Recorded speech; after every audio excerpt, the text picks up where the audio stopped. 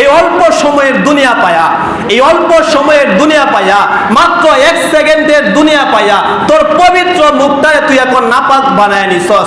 মুখ বোঝে, শক্তি বোঝে, সত্যরে মিথ্যা বানাস, মিথ্যারে সত্য বানাস। এত নিয়ামত বলার পরেও, এত নিয়ামত পাওয়ার পরেও তুই এই পবিত্র মুখটা দ্বারা আমি আল্লাহকে আল্লাহ বলে ডাক দেস নাই। পবিত্র মুখটার মধ্যে তুই হালাল না খায়া হারাম দ্বারা তোর এই পবিত্র মুখটারে তুই বলে বান্দা তোমরা আমি আল্লাহ তাআলা কোন নিয়ামতকে অস্বীকার করবা, কোন কোন নিয়ামতকে তোমরা অস্বীকার করবা? অথচ জন্মের পর থেকে মৃত্যুর আগ মুহূর্ত পর্যন্ত আমি আল্লাহ তাআলা তোমাকে আমার নিয়ামতের মধ্যে ডুবায়া রাখছি। জন্মের আগে থেকে এখন না হাত হয়েছে, পা হয়েছে, এখন না শক্তি হয়েছে, মানুষে আমার নাম ধরে রাখে। আর আজ থেকে 25 বছর আগে আমি মাহমুদুল হাসানেরও কোনো অস্তিত্ব ছিল না, কোনো অস্তিত্ব ছিল না।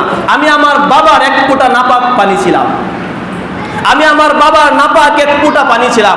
এই বাবার এক ফোঁটা নাপাক পানি শুক্রাণুটা মায়ের ডিম্বাণুর মধ্যে যখন পৌঁছিল, আমার মতন মাহমুদুল হাসানের জন্ম হয়েছিল। আর যদি বাবার এই শুক্রাণু মায়ের ডিম্বাণুর মধ্যে না পৌঁছিত, আমার কোনো অস্তিত্ব ছিল না। আল্লাহ বলে, ইয়া আইয়ুহাল ইনসান, ও মানব সম্প্রদায়, ইয়া আইয়ুহাল ইনসানু মা গররাকা বিরব্বিকাল কারীম, কিসের অস্তিত্ব হয়ে গেছে তোর, যে অস্তিত্বের কারণে তোর আমি আল্লাহকে ভুলে গেছস। অথচ তাকায় দেখ, আল্লাযী খলাকাকা ফাসাওয়াকা ফাআদালাক, একদিন আগে তোর জন্মের আগে তোর কোনো অস্তিত্ব ছিল না, একদিন আগে তোর কোনো অস্তিত্ব ছিল না। ফি আইয়ি সূরাতি মা শাআ রাক্কাবাক, আল্লাহ বলেন আমি আল্লাহ তোরে নাপাক পানি থেকে বানানোর পরে তোর মায়ের পেটের ভিতরে রক্তের পিশা বানাইলাম, গোশত দিলাম, হাড্ডি দিলাম।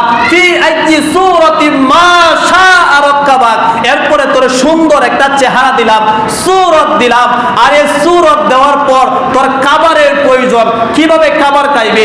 মায়ের পেটের ভিতরে কোনো দরজা নাই, যেই দরজা দ্বারা তোর বাবা, তোর আত্মীয় স্বজন তোরে খাবার দিব। পেটটা তো একবারে প্যাকেটিং করা, কিভাবে খাবার খাইবে? আল্লাহ বলেন তোর মায়ের মাসিকটাকে আমি আল্লাহ বন্ধ করে দিলাম, বন্ধ করে এই মাসিকের মরত্বটা আমি আল্লাহ তোর খাবার হিসাবে ব্যবহার করে দিলাম। কয় মরত্ব, এটা তো মরত্ব নাপাক, তোর মুখ দিয়া যখন খাইবে তোর মুখটাও নাপাক হয়ে যাইবে। আর দুনিয়াতে যাওয়ার পরে পবিত্র মুখ দ্বারা তুই আমি আল্লাহর ইবাদত করবি, আমি আল্লাহকে আল্লাহ বলে ডাকবে, সত্য কথা বলবে, হকের উপরে থাকবে। এজন্য তোর মুখটাকে আমি আল্লাহ নাপাক বানাই নাই, তোর মায়ের নাভির সাথে তোর নাভিটাকে যুক্ত কইরা আমি আল্লাহ খাবারের একটা লাইন বানায় দিছি। সুবহানাল্লাহ। এই তোর মায়ের পেটের ভিতরে আমি আল্লাহ তোর মুখটাকে নাপাক বানাই নাই, পবিত্র রাখছি, পবিত্র রাখছি। আর দুনিয়ার মধ্যে আয়সা সামান্য এই অল্প সময়ের দুনিয়া পায়া, এই অল্প সময়ের দুনিয়া পায়া, মাত্র 1 সেকেন্ডের দুনিয়া পায়া তোর পবিত্র মুখটারে তুই এখন নাপাক বানায় নিছস। মুখ বোঝে, শক্তি বোঝে, সত্যরে মিথ্যা বানাস, মিথ্যারে সত্য বানাস। এত নিয়ামত বলার পরেও, এত নিয়ামত পাওয়ার পরেও তুই এই পবিত্র মুখটা দ্বারা আমি আল্লাহকে আল্লাহ বলে ডাক দেস নাই। পবিত্র মুখটার মধ্যে তুই হালাল না খায়া হারাম দ্বারা তোর এই পবিত্র মুখটারে তুই অপবিত্র বানাইতেছস। কেমনে পারলে তুই এটা? আল্লাহ এর জন্য ধমক দেয়, কাইফা তাকফুরুনা বিল্লাহি ওয়া কুনতুম আমওয়াতান ফাআহইয়াকুম সুম্মা ইউমীতুকুম সুম্মা ইউহয়িকুম সুম্মা ইলাইহি তুরজাউন। তোর অস্তিত্ব ছিল না, তুই একদিন মৃত আছিলি, মৃত নাপাক পানি দ্বারা বানাইছি তোরে, যে পানি শরীর থেকে বাহির হলেই গোসল ফরজ, ইচ্ছা করেই হোক বা অনিচ্ছা করেই হোক বাহির হবে আর গোসল ফরজ। আর দুর্গন্ধ, এর মতন দুর্গন্ধ আর পৃথিবীর মধ্যে কোনো কিছু নাই।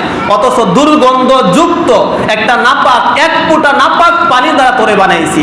আর দুনিয়ার মধ্যে আইসা তুই একটু দাপট পায়া, ক্ষমতা পায়া তুই সত্যরে মিথ্যা বানাস, মিথ্যারে সত্য বানাস। বারবার মুয়াজ্জিন তোরে মসজিদে আসার জন্য ডাকে, তুই মসজিদে আসস না, তুই কোরআনের কথা বলস না। বরং যারা কোরআনের কথা বলতে চায়, সত্যের পক্ষে চলতে চায়, তাদের উপরে নানা নির্যাতন দেয়া। যে ইমামের পিছনে তুই নামাজ পড়স, জীবন কাটিয়ে ফেলতেছস ইমামের পিছনে নামাজ পড়া, অথচ মসজিদ থেকে বাহির হয়ে ওই ইমামের পিছনে বাস দেওয়ার জন্য তুই রেডি থাকস।